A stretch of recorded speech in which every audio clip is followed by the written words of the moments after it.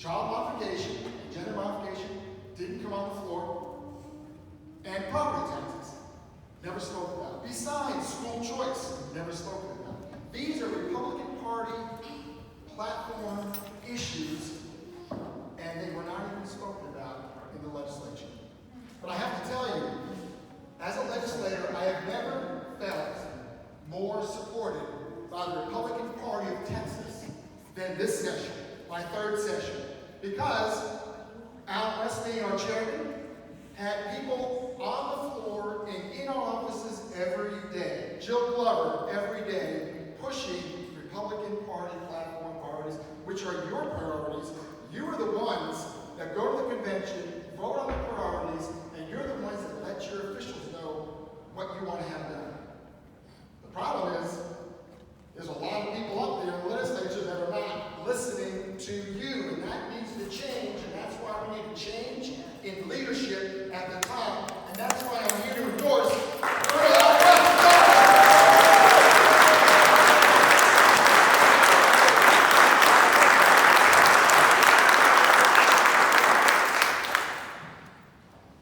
I'm not going to be here today because I've got a hall pass, and I do want to thank the speaker for some flexibility to allow us to be able to come home for some things.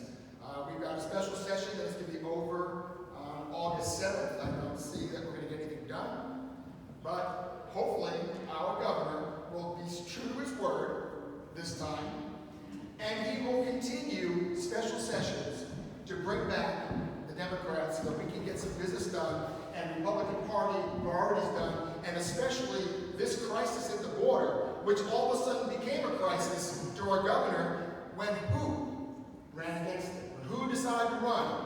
Allen West, Donald Huffines, and Jack Crowder. That's what it took.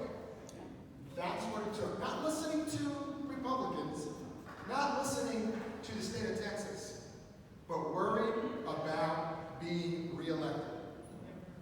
Well, that's why we need new leadership.